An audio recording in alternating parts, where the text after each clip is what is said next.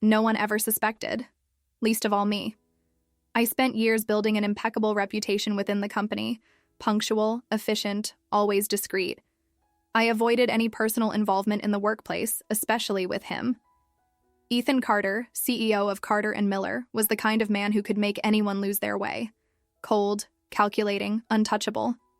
His sharp gaze swept over everyone in the office without pausing, as if he could see through each one of them. It was no different with me, until now. The invitation came without warning. A short message in my corporate email, with a direct tone that left me breathless. I need to talk to you. Conference room 5, at 6 p.m. Nothing more. No explanation. No indication of what he wanted. I spent the entire day trying to find a plausible reason. I hadn't made any mistakes, at least none that I knew of. Was a new project coming up? A possible promotion? But why after hours? And, more importantly, why just the two of us? When the clock struck 5:55 p.m., my hands were cold. I took a deep breath and walked down the silent corridor, feeling my heart race with each step. He was already there. Ethan stood by the glass window reflecting the city lights, hands in the pockets of his perfectly tailored suit. Upon hearing the door close behind me, he turned slowly. His blue eyes met mine, and for a moment, I felt as if all the oxygen in the room had been sucked out. He didn't seem tense, not irritated. But he also didn't seem like the Ethan Carter I knew, the inflexible, distant boss. There was something different, something that made my skin tingle. "Thank you for coming, Claire." He rarely said my name. "Sure," I replied, keeping my posture firm. "What would you like to talk about?" Ethan studied me for a moment before taking a step forward. "I want to invite you to dinner." The room seemed to shrink around us.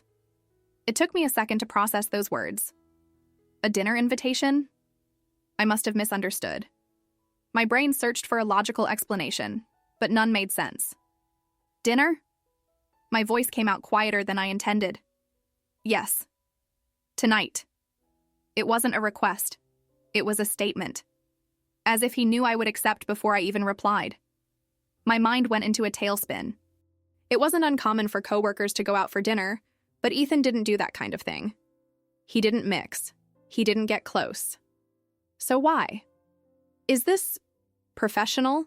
I asked, trying to maintain my composure.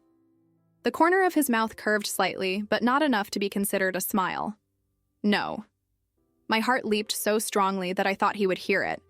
Ethan Carter wanted to go out with me, not to discuss work, not to talk about business. Something inside me screamed to say no, to politely thank him and leave that room without looking back. But there was another part, a dangerous part, that hesitated. I had never allowed myself to think of him that way. I had never let my mind wander to that possibility. But now it was real. And it was terrifying. I started, but the words caught in my throat. Ethan tilted his head slightly, as if he were waiting for my response with genuine interest. "Think about it," he said, his voice low and firm. "But don't take too long." And then, as if he had decided that the conversation was over, he picked up his phone and left the room, leaving behind the sound of my frantic thoughts. I didn't know what that meant, but I knew that nothing would be the same again. From the moment Ethan left that room, my mind became a battlefield. I tried to focus on work. I reviewed reports, answered emails, attended meetings, all mechanically. But beneath my professional facade, my head spun in an incessant loop. Why did he invite me to dinner? Was it a test? Some kind of psychological game? Ethan had never shown interest before. Or did he? And I simply ignored it. Claire? I blinked a few times and realized that Madison, my teammate, was watching me with a suspicious smile. "You've been on another planet since yesterday," she teased, leaning on my desk. Did something happen? Madison was one of the few people in the office I actually talked to. And if I wasn't careful, she would pry the truth out of me.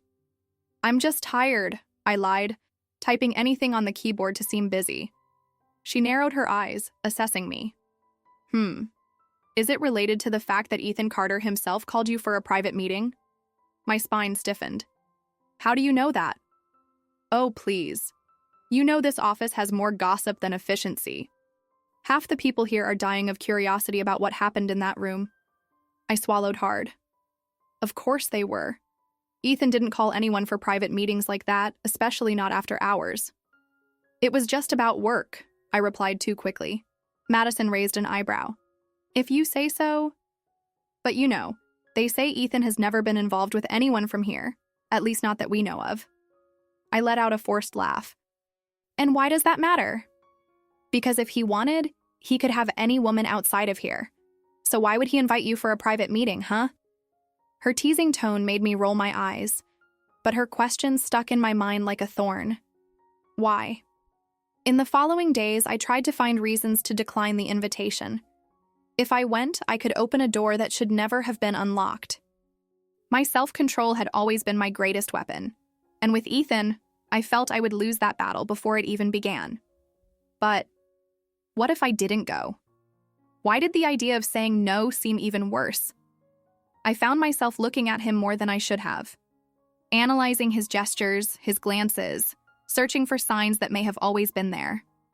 Ethan did not change his behavior with me. He didn't pressure me, didn't bring up the subject again. But now and then I would catch him watching me from afar with that indecipherable expression that made my stomach twist. And then, on Friday, a new message appeared in my inbox. I'll see you at 8 p.m., address attached. My heart stopped. He didn't ask if I had made a decision. He just assumed I would go. And to my total surprise, and perhaps desperation, I realized he was right. The restaurant was discreet, elegant, and completely different from the places I usually frequented. The kind of place where the waiters seemed to know exactly who was important, and Ethan Carter definitely was. I should have been confident. I had spent years being impeccable at work, standing out for my rationality and professionalism.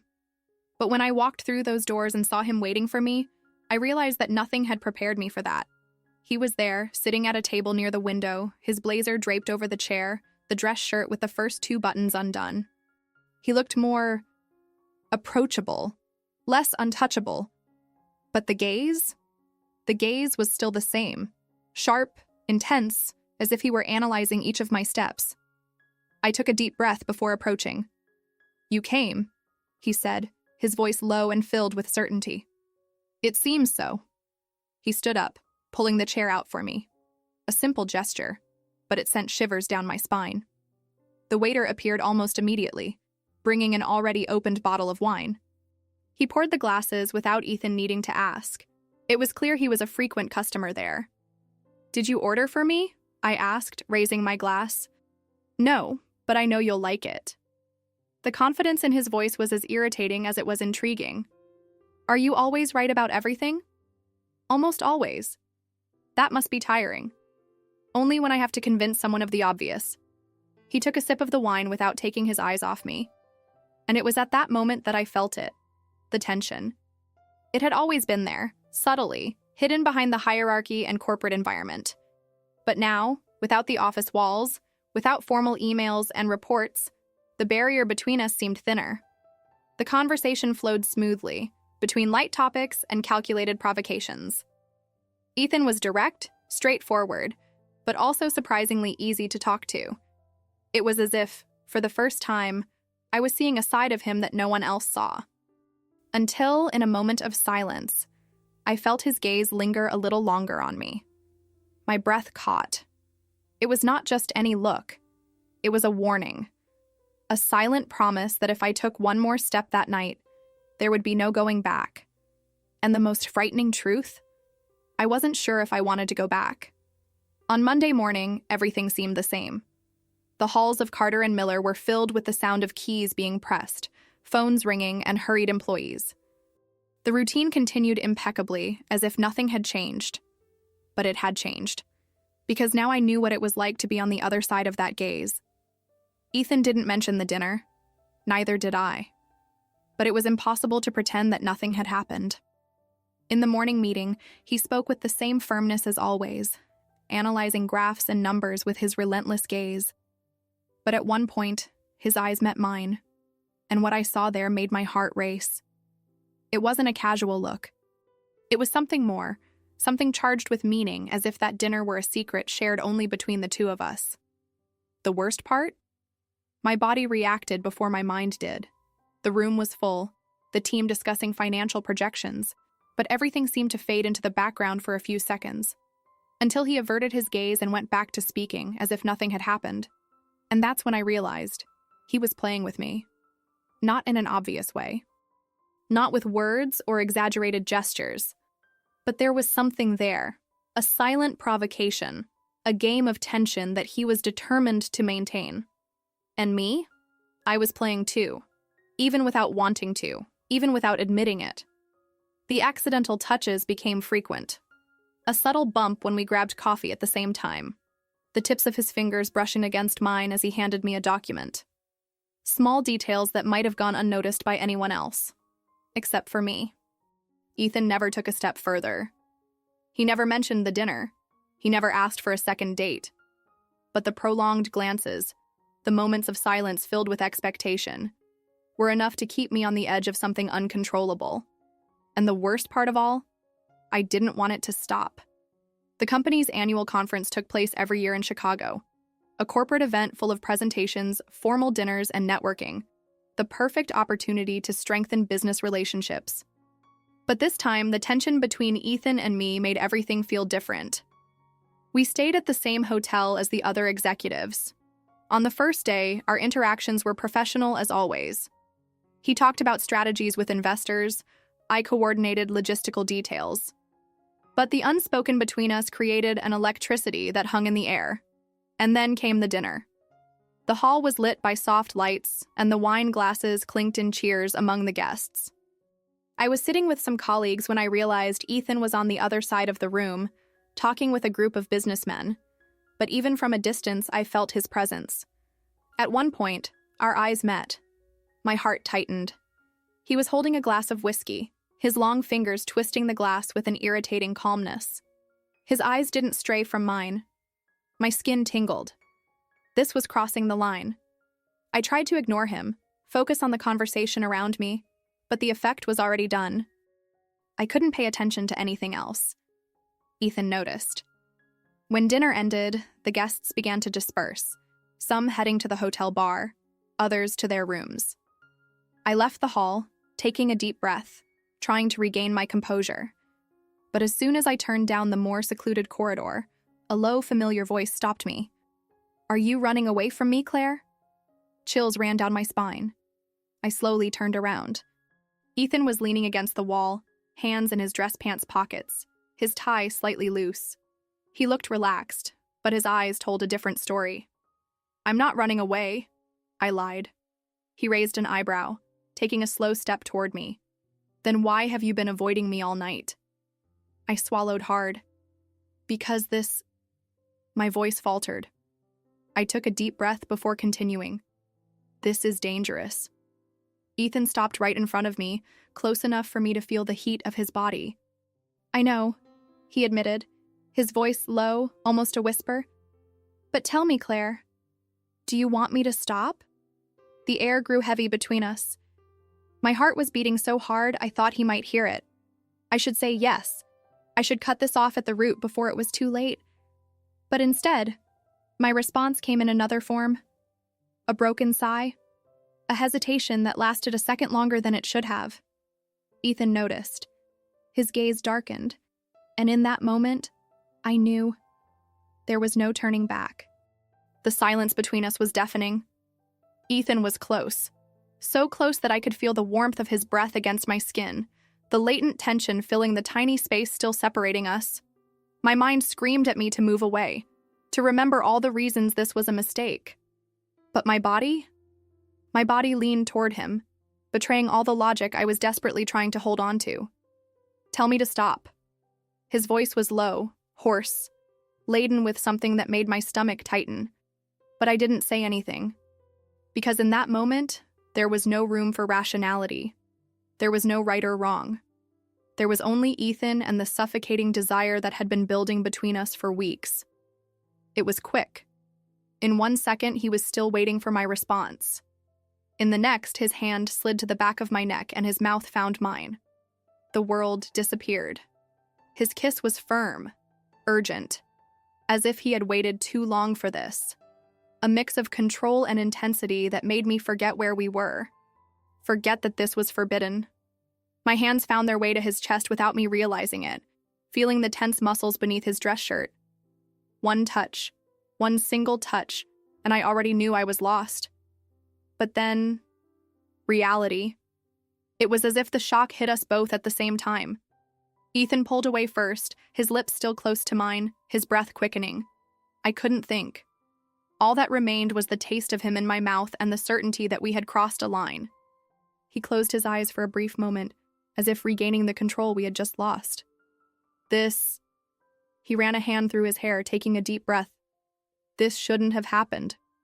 My chest was rising and falling rapidly, as if I had just run a marathon. I knew he was right. But the problem? I wanted it to happen again. The next morning, everything felt the same. The hotel coffee had the same smell. People chatted in the same soft tones. Coworkers circulated the hall, making comments about the previous day's lectures as if nothing had changed. But it had changed. I felt it the moment I walked into the conference room and saw Ethan on the other side. He was in his impeccable suit, his gaze focused on the report in his hands, his posture perfectly composed. If anyone were to observe him, they would never guess that the night before, he had kissed me as if he couldn't help it. I should mirror him. Follow his lead and pretend nothing happened. But then, as if sensing my presence, Ethan lifted his gaze. And that's when I realized. There was no way to pretend. It was a second. A moment frozen in time. But in that look was the memory of what we had done. The memory of what we had almost done. My skin warmed, and I quickly gave up trying to stare at him. I turned my attention back to the papers in front of me, attempting to regain my breath. This is dangerous. I repeated that phrase in my mind like a mantra, but none of it stopped the moments of tension throughout the day. An accidental brush in the coffee line. His fingers touching mine for a moment longer as he handed me a document. A stolen glance between presentations. Small sparks that could ignite everything at any moment. And then the rumors came. Did you notice? Madison's voice reached my ears at the end of the day as we were preparing to head back to the hotel. What? I asked, distracted. People are talking about you and Ethan Carter. Shock coursed through my spine. What? My voice came out louder than I intended. Madison shrugged, taking a sip of her coffee. Nothing concrete, but... You were talking last night in the hotel corridor, weren't you? Someone saw and started speculating. You know how these people love drama. My heart raced. And what are they saying? That something is going on between you two. Every muscle in my body tensed. That's ridiculous. I tried to downplay it, forcing a laugh. Madison watched me with curiosity. Is it really? I forced myself to maintain my composure. But deep down, I knew. The situation was spiraling out of control. And it wouldn't be long before everything came crashing down. The office felt different since we returned from the conference. Or maybe it was just me. The whispers seemed louder. The glances lingered longer on me. Maybe it was paranoia, maybe it wasn't. But I knew that once the rumors started, it was impossible to stop them. And Ethan? He remained impeccable, focused, distant, as if nothing was happening, as if that night at the hotel had never happened. That should have reassured me, but it only irritated me. I tried to act naturally, to maintain professionalism. But by the third time I walked into his office to discuss an important client's project, I realized my patience was wearing thin. You're different. The phrase slipped out before I could hold it back. Ethan looked up from his computer screen. What do you mean? I crossed my arms, holding his gaze. Since we got back from Chicago, you have changed. He didn't respond immediately. He just watched me, as if weighing the impact of each word before speaking. Do you want to discuss this here? In the middle of the workday? Do you want to pretend nothing happened? The silence stretched between us, dense and heavy. And then, to my complete frustration, a subtle smile tugged at the corner of his mouth. I'm not pretending anything, Claire. I let out a humorless laugh. Of course. So everything is normal. As if there aren't people speculating about us. As if... I took a deep breath, trying to control the avalanche of emotions. As if nothing has changed. Ethan stood up, walking around the desk until he was in front of me. "And what do you want me to do?" His tone was calm, but there was something sharp in his words. I wanted an answer, a sign that he was as involved in this as I was. But instead, I only found that unreadable look. Forget it. I took a step back, feeling the weight of frustration in my chest. This was a mistake from the beginning. I turned to leave, but before I could reach the door, I felt his fingers brush my wrist, stopping my escape. "Claire." His tone wasn't a command, but a silent plea. I closed my eyes for a second, feeling my breath tremble.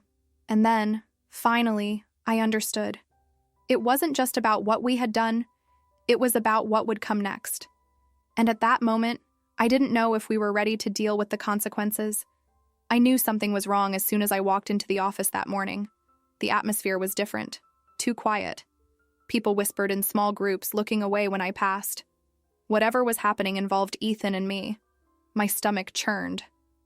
I walked through the halls to my desk, but before I could sit down, Madison appeared at my side, her expression filled with concern. "Claire, did you see?" "What?" She bit her lip before turning her phone screen toward me. And then, my world crumbled. Carter and Miller CEO involved in secret romance with employee? A full article, speculations, anonymous comments from supposed employees confirming that Ethan and I were having a hidden relationship. My heart raced. How did this leak? My voice came out weak. Madison sighed. "People talk, Claire. And over time, the rumors grow. Someone saw you together at the conference and the rest spread." My blood ran cold. This was no longer just an office rumor. It was in the media now. And worse, it could jeopardize my career. The phone on my desk rang, making me jump. I already knew who it was before I even answered. "Conference room. Now." Ethan's voice on the other end was firm, controlled. But I knew that tone. He was furious. Shit. I hurried down the hall, feeling the stares follow me. As soon as I entered the conference room, Ethan was already there, standing with his hands on the glass table. "Close the door." I did as he asked. "Did you see?" I asked, already knowing the answer. He ran a hand over his face, taking a deep breath before looking at me. "Yes. And now we need to make a decision." My chest tightened. "What decision?" "Whether we deny it or own it." My throat went dry. "And if we own it?" He hesitated for a second. It was quick, but I saw it. For the first time, Ethan Carter didn't have all the answers. "This could hurt you," he finally said. "And you?" He let out a short, humorless laugh. "I'm the CEO. The weight of this falls on me differently. But you, Claire, your job, your reputation, are you willing to risk all of that?"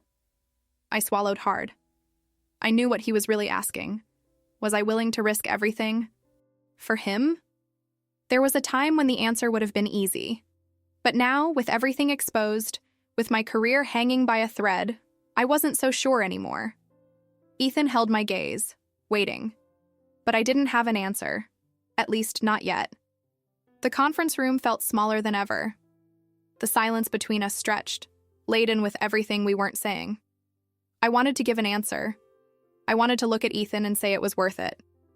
That I was willing to face any consequence because what we felt was greater than this. But the truth? I didn't know.